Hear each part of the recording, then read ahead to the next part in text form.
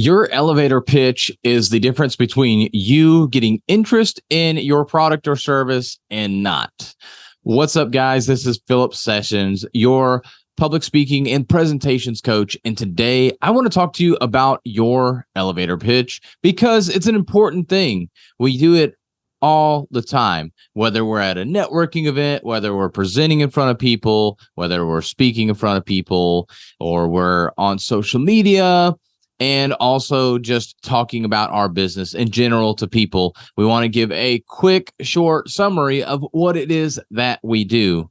But not only what it is that we do, we want to give that short summary. We also want to make sure that we pick the specific thing for that person that we're speaking with. Because face it, we're business owners, we're entrepreneurs, and we have multiple products and services that we work on. Especially if we're in the service industry, it's easy to go help this person, but then we can also help this person, and we can help that person, and we have this product for that specific person and this other product or service that is.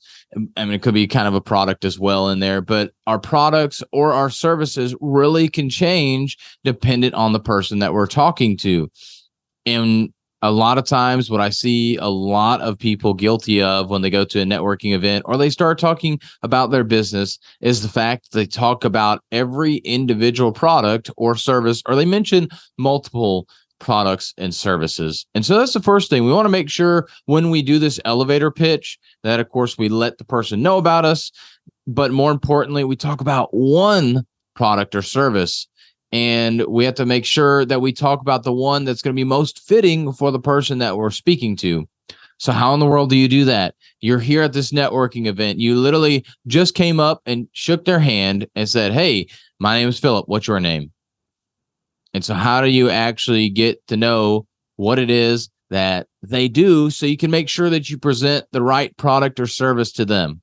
Well, start by asking them what they do.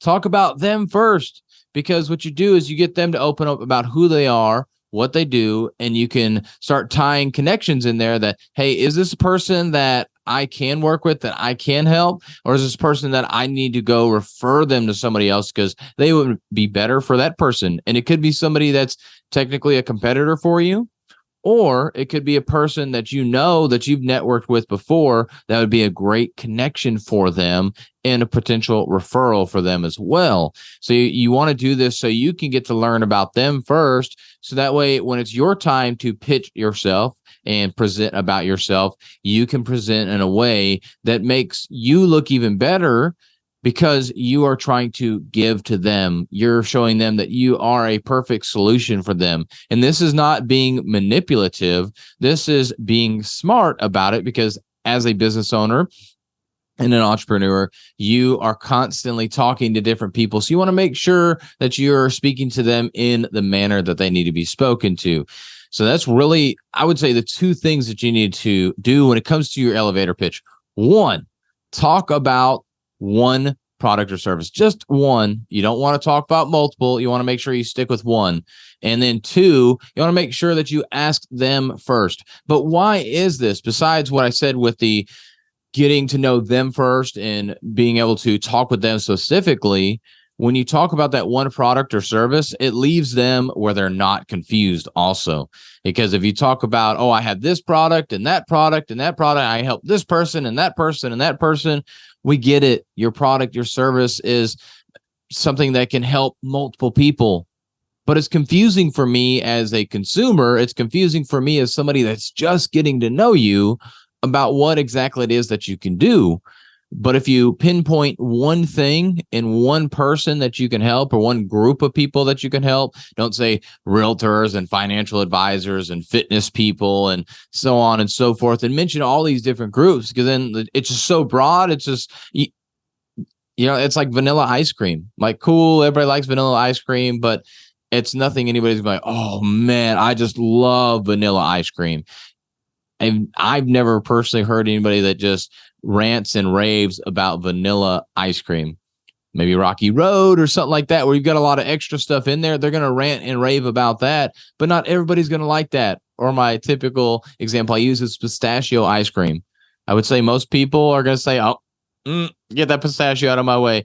But if you say, I love pistachio ice cream, I guarantee somebody's going to remember that pretty easily because that's a unique thing that most people don't like pistachio ice cream, at least from my experience. And so that's what you want to do with your product or service is present one thing. So in my mind, in the person's mind that you're speaking to, they can now say, oh, they do this.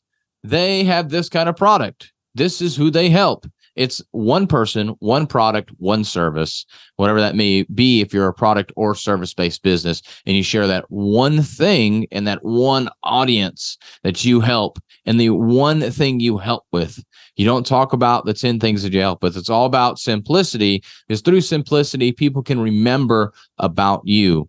And so do that in your elevator pitch. Be simple, share one thing, ask them questions first. And that is how you can get better at your elevator pitch and end up with more clients at the end of the day.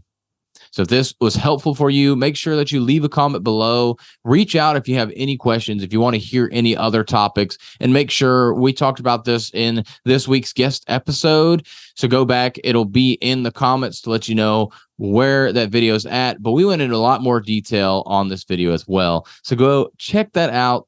The guest episode and all the other episodes that we have for this podcast, whether you're on YouTube or on the podcast. And I hope you guys have a healthy and blessed day.